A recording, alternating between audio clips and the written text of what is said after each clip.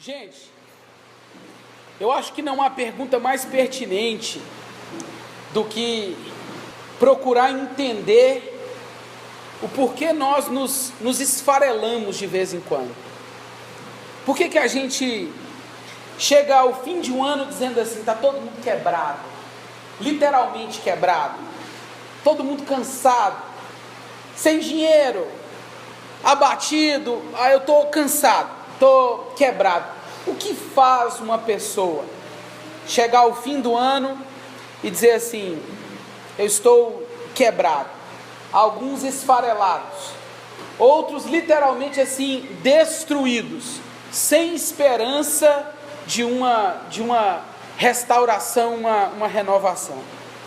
A coisa mais óbvia de se fazer nos momentos em que a gente olha para a vida e vê que tem alguma trinca, algum rachado, é tentar procurar as causas, não é verdade? Se você olha para si mesmo, se olha para o seu casamento, se olha para a sua família, se olha para a vida financeira, se olha para a profissão e vê que tem alguma rachadura, você vai tentar entender o que causou aquilo, por que está desse jeito. Mas naturalmente, nós fugimos das causas corretas, da reflexão correta. A gente nunca pensa ou questiona a matéria-prima. A gente nunca pensa que pode estar quebrado porque o vaso é de quê? De barro. Já ouviu isso, né? Cuidado que o santo é de barro. É do que nós somos feitos. Barro puro. É a nossa composição básica. Coisa que quebra. Você não é de ferro. Você não é de aço. Você não é nem de plástico. Nós somos de barro. E barro quebra, trinca. Se bobear, esfarela, vira pó. E se bobear, é dissipado no ar e ninguém consegue dar conta mais. E aí a gente começa na direção correta quando pensamos na vida, em nós mesmos e no ano que se inicia. Seria bom a gente começar o ano ou pisar o 2017 pensando que o vaso é de quê? De barro. É a nossa composição, Júlio. É disso que somos feitos. E nós ignoramos, desprezamos essa informação tantas vezes. Além disso, nós nos esfarelamos, porque além de não ter o cuidado com o vaso de barro, acredita que ele é de ferro, nós também ignoramos as informações dadas pelo seu fabricante. Tá, aí você compra uma geladeira nova, a mulher reclamou até o cara comprar a geladeira para 2017, ele comprou, e se você não utilizar aquele eletrodoméstico da maneira adequada, como o fabricante orienta, o que vai acontecer? Vai pifar, vai quebrar antes da hora, vai dar uma pane, como acontece conosco. A gente chega a se cansar das frases de fim de ano, tipo assim, a resposta está dentro de você, não é isso?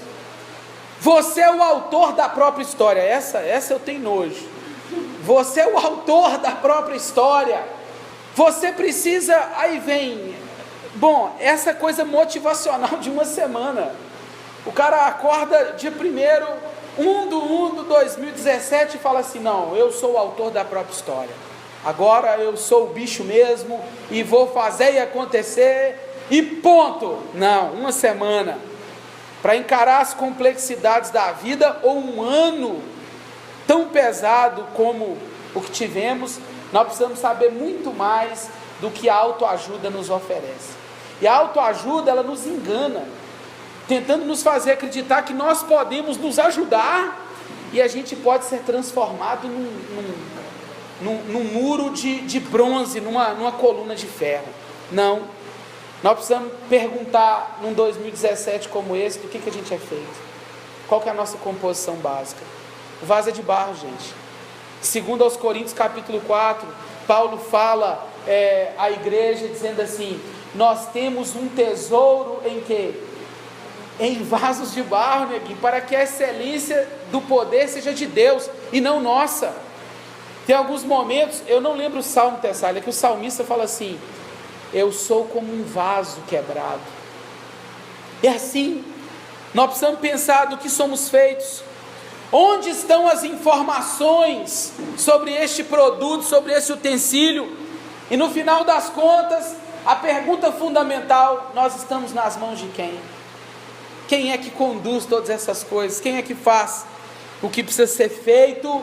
Quando entramos um ano, nos despedimos com alegria do 2016, não acabava nunca. As perguntas que sempre aparecem são essas: quando nos é retirada essa anestesia diária que nos impede de sentir as trincadas da vida, as lascadas que nós estamos submetidos. A gente vive tão cheio de coisas, passa um ano tão atarefado, tomado de tantas urgências, e esquecendo-se do mais importante, nós vamos tomando as anestesias do dia a dia. A gente vai encontrando em pequenos prazeres a morfina para nos impedir de enxergar as trincas, os rachados e as fissuras que se abrem nesse vaso aqui.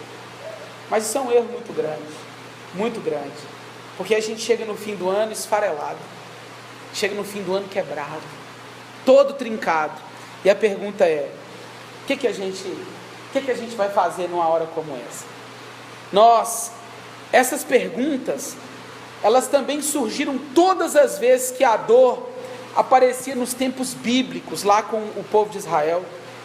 E a história registra com precisão vitórias, mas também não ignora os duros momentos vividos pela nação de Israel, e por pessoas que em algum momento foram obrigadas a se deparar com aquela hora em que o vaso é despedaçado, em que ele é esfarelado e um novo projeto precisa ser recomeçado. O texto que lemos mostra o exato momento onde Deus resolveu dar uns retoques no povo de Israel. Jeremias está profetizando aqui nos tempos do rei Jeoaquim, e o rei Jeoaquim foi o rei que viu o exército babilônico entrar dentro dos portões de Israel e cometer atrocidades. A dura disciplina de Deus estava sendo aplicada naquele momento em que Jeremias olha abismado para tudo aquilo e procura entender o porquê que Deus estava fazendo daquela forma. Deus, na hora de explicar para ele, manda ele na casa de um profissional e fala assim: desce lá que eu vou te explicar o que eu estou fazendo, ali eu vou falar com você. Eu não tenho dúvida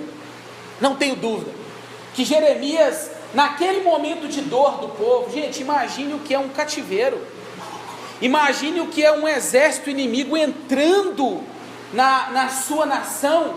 A gente vê isso através aí dos noticiários, né, no mundo, exércitos entrando dentro de vilas e levando os homens, matam os homens quando não levam presos, acabam com mulheres, crianças, tomam toda a riqueza, e a gente não consegue ter a dimensão da dor desse povo. E o povo parou no momento e falou assim: por que Deus permitiu isso? Por que a nação de Israel está sendo quebrada, esfacelada diante do inimigo?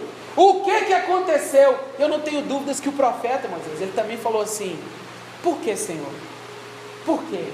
Mesmo sabendo, mesmo ouvindo tudo que Deus já tinha falado com ele, o profeta perguntou por que de vez em quando o vaso é quebrado. Aí nessa hora, Deus fala com ele assim: eu vou falar com você lá na casa do seu Zé da cerâmica. Sabe o seu Zé? Desce lá na rua tal e para na janela e fica observando o seu Zé trabalhar. O profeta desce e começa a ver o oleiro trabalhando sobre as rodas. A palavra no original aqui dá uma ideia de duas rodas de pedra, em que o homem colocava o barro e ia modelando. E o papo devia ser o seguinte, né? Ô Jeremias, como é que está, profeta? Tudo bem? Tudo bem, eu estou um pouquinho ocupado, só pode ficar à vontade, eu vim aqui só observar. Ele parou na janela, o homem estava lá com a mão habilidosa do artesão fazendo, mas talvez um pouquinho de pressão aplicada num lugar. A Bíblia diz que o vaso estragou na mão dele. E ele não pegou aquela massa, aquele barro, chutou, jogou fora e falou assim: tchau, traz outra. Não. Ele dali começou um novo projeto. E Deus falou com o profeta assim: agora eu vou falar com você. Viu o que o seu Zé estava fazendo? Vi. Isso é o que você precisa aprender. Assim como o povo de Israel. Se está na minha mão, é possível fazer de novo. De vez em quando quebra, de vez em quando espatifa, de vez em quando racha, e de vez em quando isso é preciso. Porque é assim que Deus vai trabalhando o nosso caráter, vai esculpindo em nós a imagem de Cristo e nos ensinando a viver como nós deveríamos. Foi assim na história de Israel, na história dos heróis da Bíblia. Existem vários momentos registrados em que Deus pega suas obras-primas e resolve melhorar o acabamento, consertar o que está danificado. E em alguns casos, sabe o que Deus faz? Ele quebra o vaso todo. Ó, aí dói, tá? Já vou te adiantar. Já fui quebrado assim meia dúzia de vezes e não aprendo também. Acho que vou aprender só no dia final. Gente, dói. De vez em quando o oleiro fala assim: deixa eu só colocar uma massinha aqui, passa a mão, dá uma lixadinha, tá bom. De vez em quando ele pega o vaso e fala assim: não, esse aqui tá duro demais, esse aqui tá muito rachado, ressecou no sol, tem jeito não. Pau, quebra ele. Aí pega os pedaços, joga lá numa bacia, molha, amassa o barro. De vez em quando ele tem que fazer isso com a gente. De vez em quando ele tem que quebrar e fazer tudo de novo. Mas atenção com uma coisa, isso aqui é muito importante. Eu costumo ouvir, e já falei, falo isso também às vezes, coisas do tipo: eu não aceito isso que está acontecendo comigo. É ou não é? Não acontece de vez em quando? Não aceito. Eu não te autorizo a me esfarelar e fazer de novo. Tem gente que determina, né? Eu determino a minha vitória, não esfarelarei. Tem massa que acha que pode falar com o oleiro: não, assim eu não aceito, assim eu não quero. E eu só lembro de Paulo escrevendo aos Romanos no capítulo 9, reiterando o que o profeta Jeremias disse aqui no capítulo 18: acaso a massa pode discutir com o artesão: por que você me fez desse jeito? A massa tem o direito de questionar: não, eu não quero ser esculpido dessa forma, eu queria vir com uma boquinha um pouco mais fina, né? O senhor podia me fazer um vaso um pouco mais esguio, talvez, um pouco mais vertical, menos horizontal. A gente fica nessa, né? Por que esse vaso tem que ter 1,68? Podia ter 1,88? A gente vive assim, questionando o oleiro, por que nos fez desse jeito. Isso é perigoso, sabia? Perigoso, porque isso vai nos endurecendo, vai nos transformando nesses vasos curtidos, assim como Israel viveu vários momentos da sua história. E olhando para tudo isso, a gente percebe que aquele barro era o povo de Israel. E o texto fala da dureza dos corações malignos. Fala do povo que se esqueceu de Deus, queimando incenso aos ídolos. Deus precisou de quebrar aquele povo, simplesmente porque em algum momento aquele povo parou de ouvi-lo, parou de entender qual era o propósito da sua vida. Eu babei de falar isso aqui esse ano, que o fim principal do homem não é a felicidade, o fim principal do homem não é o sucesso, o fim principal do homem não é ajudar as pessoas, o fim principal do homem não é a ação social, o fim principal do homem não é a evangelização, o fim principal do homem é viver para a glória do artesão que ele fez, e ponto final. E o problema é que Israel se esquece que tinha que viver para a glória de Deus e não para a sua própria glória. Israel se esquece que precisava viver para a glória de Deus e não para a glória dos seus ídolos. E Deus fala assim: Vocês me abandonaram por causa de meia dúzia de divindade que tem aí, porque os deuses pagãos eram muito mais interessantes. O culto ao Deus vivo e verdadeiro tinha lá determinadas situações que era muito diferente dos deuses da fertilidade. Os rituais pagãos eram regados a vinho, gente. Era tipo culto misturado com a balada. Aí o povo falava assim: eu prefiro esse é muito melhor, é muito mais interessante. E Deus fala assim: vocês esqueceram de mim, o coração de vocês foi duro. E eu gosto dessa expressão aqui, olha, quando Deus diz assim: vocês fizeram os próprios projetos. Isso tem tudo a ver com quem inicia um ano como a gente, né? Certamente você fez os seus próprios planos, os seus próprios sonhos, já os desenhou, já fez os próprios programas. Aí a pergunta é: e se isso não tem a ver com aquilo que o oleiro pensou? Será que você honestamente já se perguntou? Eu fiz os meus projetos, eu fiz os meus planos para 2017, mas e o Senhor? O que o Senhor pensa a respeito disso? Não há maneira mais óbvia de se colocar o vaso em risco do que ignorar aquilo que o oleiro diz a seu respeito. O povo se espatifou porque não ouviu a voz de Deus. Ele ignorou os profetas e preferiu os ídolos. E eu já andei falando dos ídolos aqui também, o quanto eles foram despersonalizados. Lembra? A gente brinca achando que idolatria é a iconolatria, é quem adora uma imagem. Cuidado! Os ídolos foram despersonalizados e hoje o que a gente mais vê é ídolo que não tem cara, é ídolo que toma conta do ser humano, mas ele não parece uma pessoa que se vê. Essa idolatria nos condenou e nos fez parar de acreditar naquilo que os profetas falaram, para dar ouvidos a sabe quem? Aos gurus da autoajuda.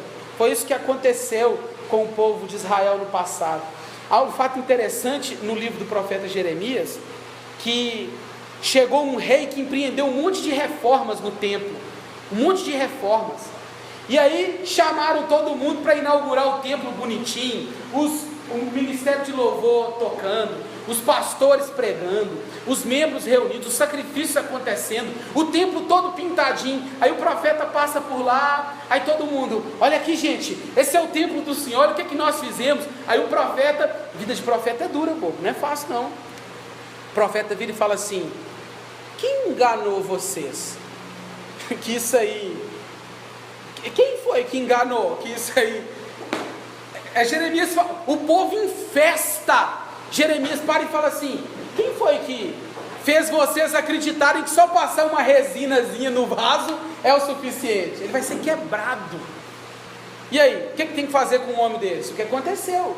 Prenderam ele, jogaram dentro de uma cisterna, porque não dá para aceitar quem prega a autonomia do oleiro sobre o vaso.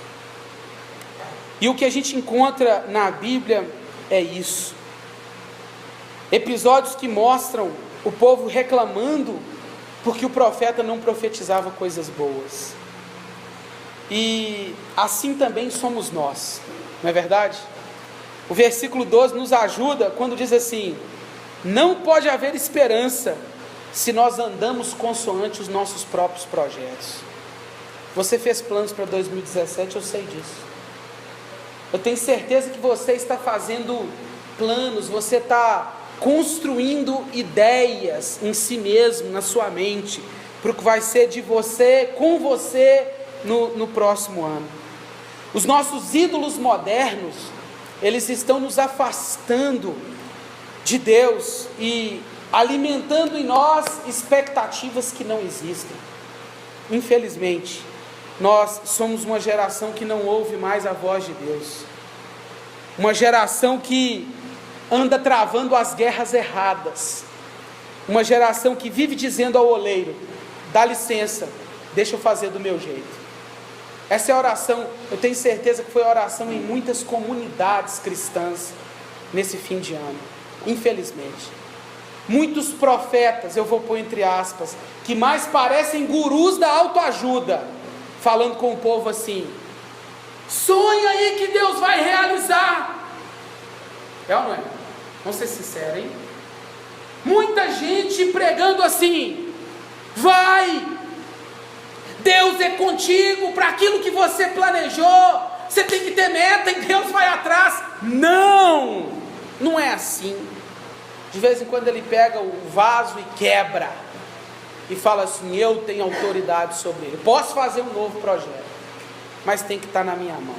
Irmãos, há um risco iminente, esse que nós carregamos, o de iniciar um 2017 fazendo os próprios planos, e se esquecendo que tem um oleiro, um artesão habilidoso, dono do barro, capaz de fazer algo diferente. Nós não podemos esquecer jamais que para cada projeto, cada plano, cada empreendimento, a palavra do Senhor é clara. E guarda essa frase, todo 2017: não poderei fazer de vós como fez este oleiro. Ele não pode fazer o que ele quiser, ele não tem o direito sobre nós, não é ele o soberano que a gente canta. Eu fico pensando como que esse corinho foi cantado em tantas comunidades, que muitas vezes na prática não aceita esse Deus soberano. Soberano é soberano, gente, ponto, acabou. O soberano sempre tem a última palavra, não há como fugir do direito que ele tem sobre esta massa, que um dia foi uma substância informe, como diz o Salmo 139, mas que a cada dia vai assumindo contornos mais nítidos, e com a graça de Deus, o interesse dele é que a gente se pareça com seu Filho Jesus, que viveu estritamente para a glória do Pai.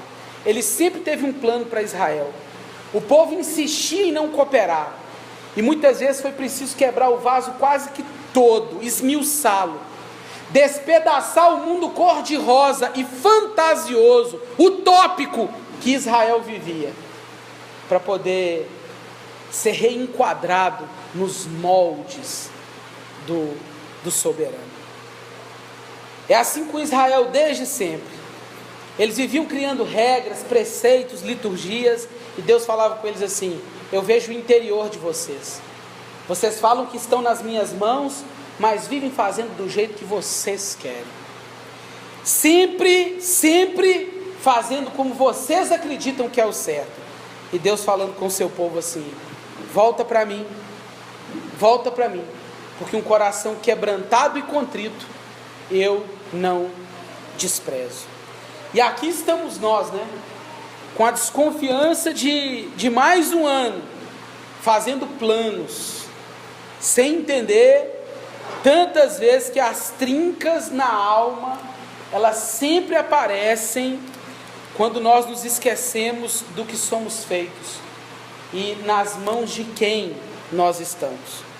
O vaso longe do artesão, ele vai ficando curtido, duro. Se você pegar uma botija e colocá-la exposta ao sol e deixar ela para lá, ela vai ressecando, o vaso vai ressecando e vai trincando todo. E é possível que aquele vaso ressecado, duro, ele não possa ser refeito. Mas o vaso que está nas mãos do oleiro, o vaso que é confiado às mãos e à soberania do oleiro sobre ela pode se transformar naquilo que o oleiro quiser. Você já parou para olhar a sua vida? Já parou para pensar em si mesmo? Isso é o que acontece com muita gente, com muito casamento, com muita família, com muito profissional, com muitos relacionamentos, sem esperança, porque não estão nas mãos certas.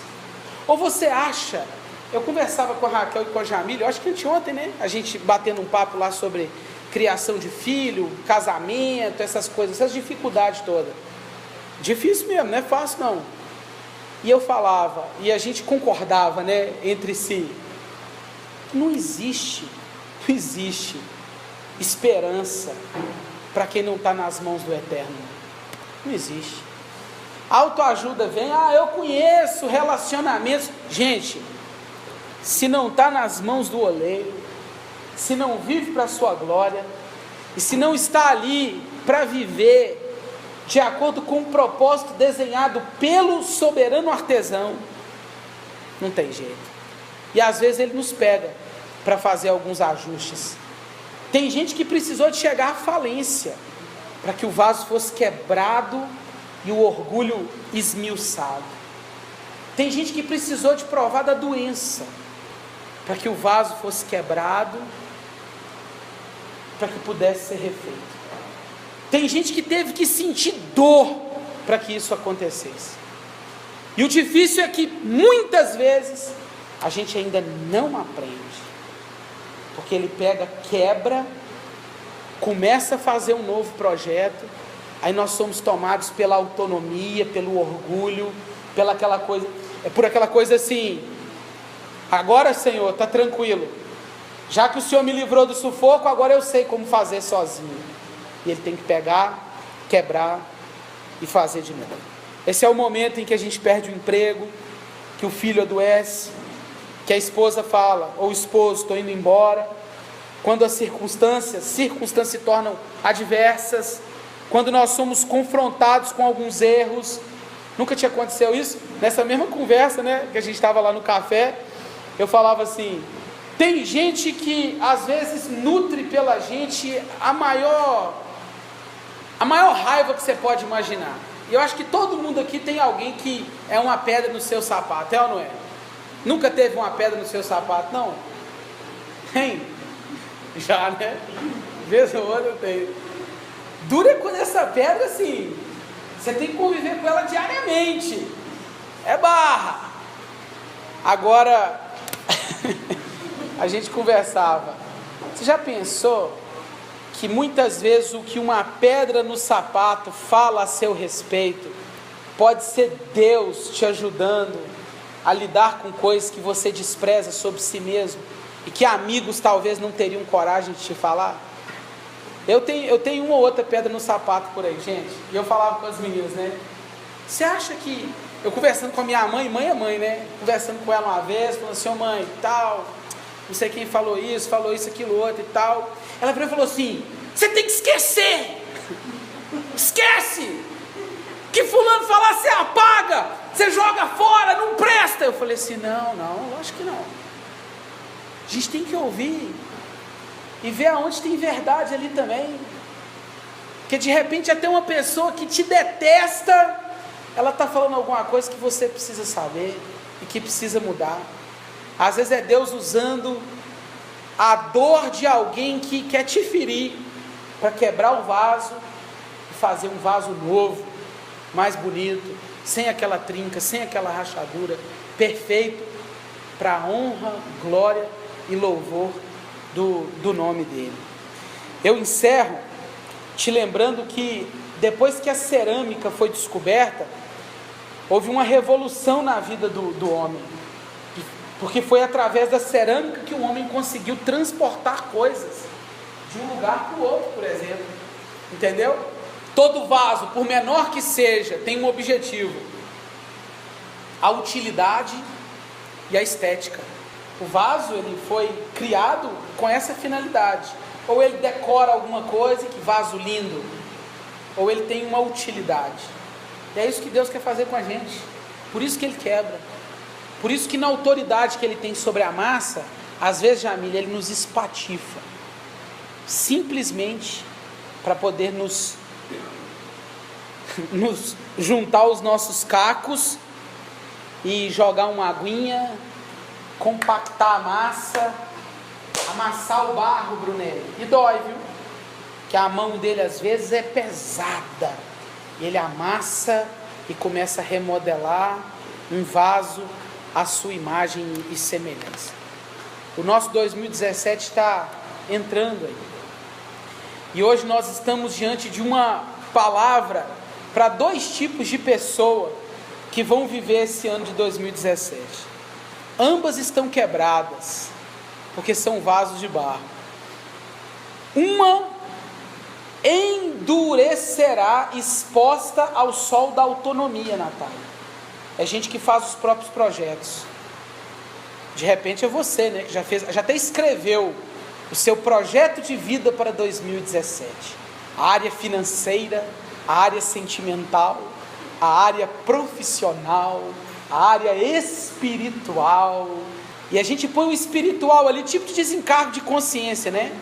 A gente faz os planos, aí põe o espiritual ali, tipo assim, ó, Senhor, eu também tô na fé. Gente, isso é de uma bobagem, com todo respeito, né?